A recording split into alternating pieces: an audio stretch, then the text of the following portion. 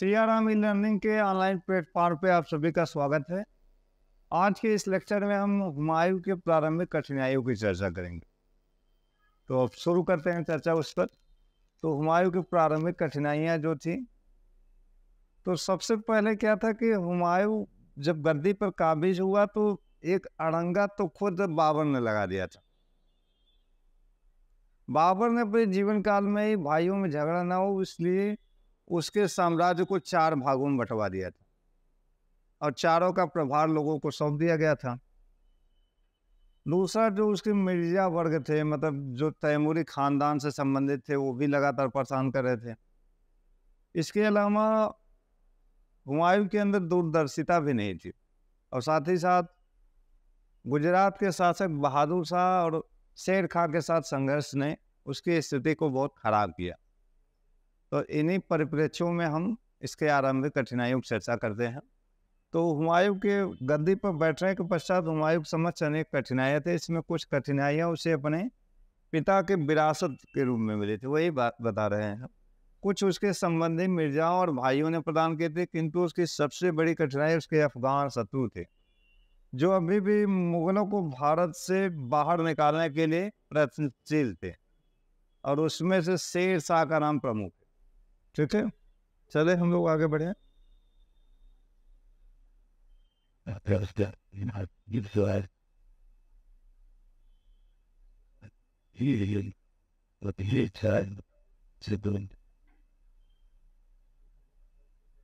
देखिए, बाबर ने 4 प्रमुख लड़ाइयाँ लड़ी थी भारत में।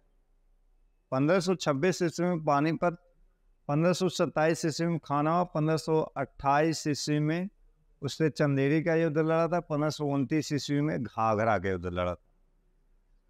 तो हुमायूं ने जिन राजवंशों के साथ युद्ध किया,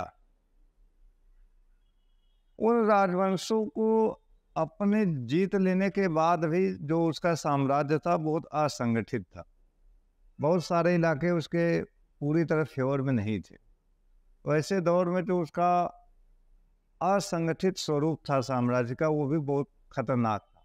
और ऐसे असंगठित साम्राज्य को संगठित करने के लिए दूरदर्शी शासक की भी जरूरत थी। तो ये भी बहुत बड़ी समस्या थी कि जिन प्रांतों को उसने जीता था वो संगठित नहीं थे, तो उनको फिर से संगठित करना भी एक चुनौती थी।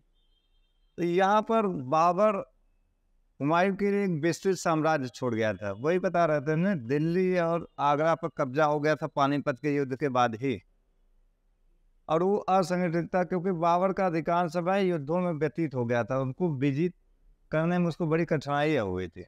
अतः वह अपने विजित राज्यों को संगठित कर उसे प्रशासनिक स्वरूप नहीं दे सका था। मतलब विजय करना आसान चीज़ है, लेकिन उसको एक प्रशासन का अमली जामा पहनाना बड़ा कठिन था। तो जब तक कोई प्रशासनिक व्यवस्था तय नहीं होगी तब तक साम्राज्य संगठित नहीं माना जाएगा। जैसे कुतुबुद्दीन ऐबक लगातार युद्धों में ही उसका जीवन भी गुजर गया, उसको साम्राज्य संगठित करने का अवसर नहीं मिल पाया और बहुत कम समय में मृत्यु भी हो जाती है।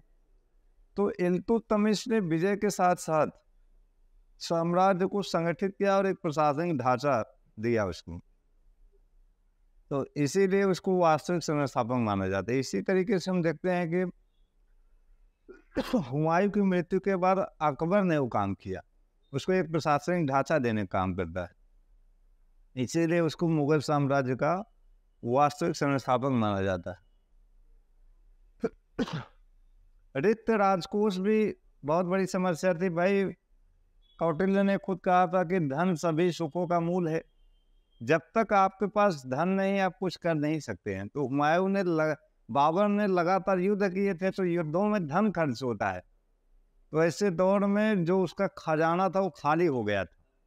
तो ऐसे दौर में उस राजकोष को भी सुरक्षित रखना एक बड़ा चैलेंज था। ठीक है, रसब्रुक विलियम्स के अनुसार हुमायूं की कठिनाइयों में उसकी आर्थिक व्यवस्था का बहुत बड़ा हाथ था। ठीक है भाई, विजयी होने के बाद उसने बहुत सारे बेतहाशा मात्रा में अमीरों सगे संबंधियों और लोगों को पैसे बांटे थे ना, ये भी बड़ा कारण था। चले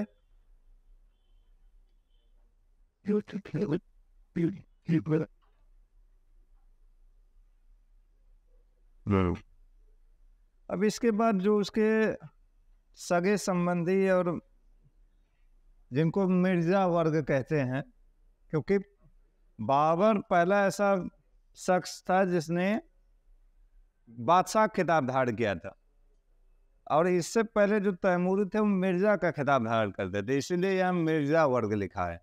यानी जो उसके सगे संबंधी थे वो भी बड़ा चैलेंज पेश कर रहे थे और वो भी सत्ता के दावेदार थे।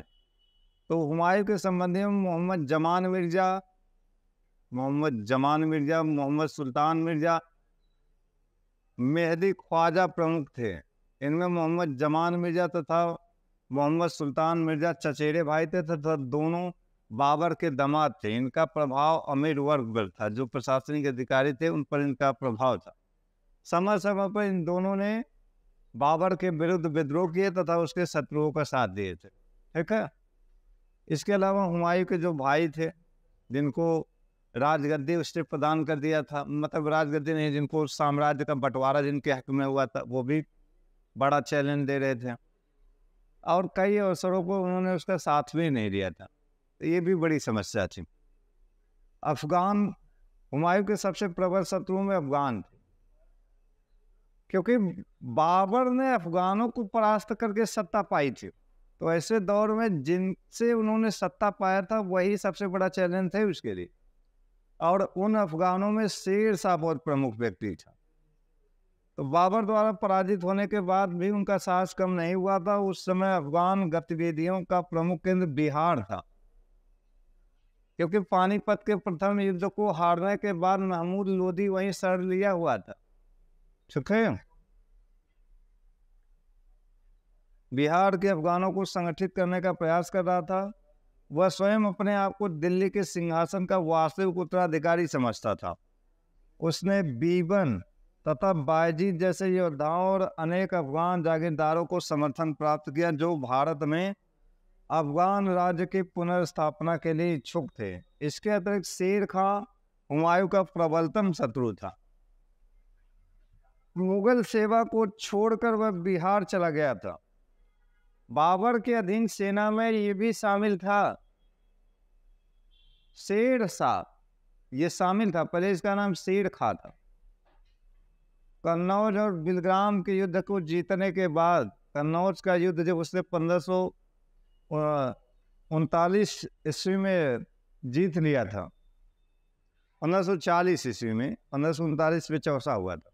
तो 1540 में जब उसने कन्नौज का युद्ध जीत लिया तो अपने नाम के साथ उसे शेर शाह खिताब धारण किया था।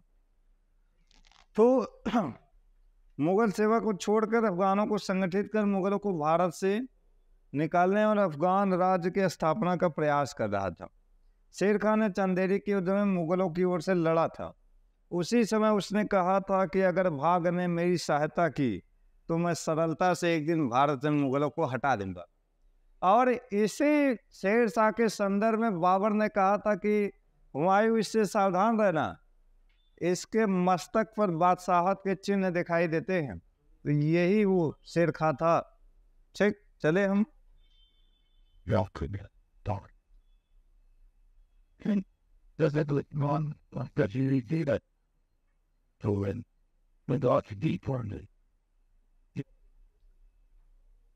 उस समय गुजरात का शासक भी बहादुर शाह जो था वो बहुत ही दूरदर्शी शासक था और योग्य शासक भी था।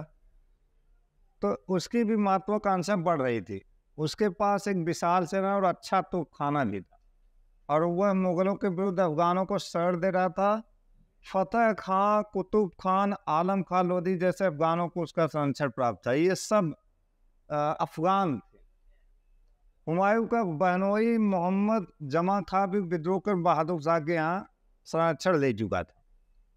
बंगाल का शासक नुसरत शाह था। ये वही नुसरत शाह था जिसका बाबर के साथ एक पैक्ट था कि युद्ध नहीं करना है। घाघरा के युद्ध में मुगलों की शक्ति से भयभीत होकर उसने बाबर से एक संधि की थी, किंतु बाबर के मृत्यु के बाद उसने संधि को भंग कर दिया तथा अफगानों का साथ देने लगा था। ठीक। इसके अलावा हुमायूं की जो चारित्रिक दुर्बलताएं थी वो भी बड़ी खतरनाक थी। युद्ध करने के बाद वह मौज मस्ती में व्यस्त रह जाता था। अफीम का भी उसे बड़ा चस्का था। तो ये इस वजह से भी बड़ी समस्याएं उसके लिए घटित हो रही थी। शेर शाह और गुजरात के शासक बहादुर शाह के संबंध में उसने कोई रोड मैप नहीं बनाया था कि उनके खिलाफ कौन सा निर्णय करता हो, और बहुत देर करता रहा हर निर्णय लेने में। इसी नाते कहते हैं कि इतिहास एक बहुत बड़ा सबक आपको देता है जीवन में। निर्णय लेने की क्षमता, किसी चीज में कब आपको निर्णय लेना है बहुत मायने रखता है, और यही आपको विजय भी दिलाता है। तो इस मामले में हुमायूं फेल रहा था, इसमें कोई दोष नहीं है। हुमायूं इस मामले में पूरी तरह फेल है, इसीलिए भारत में दूसरे अफगान साम्राज्य की नींव पड़ती है, नहीं तो ऐसा नहीं होता।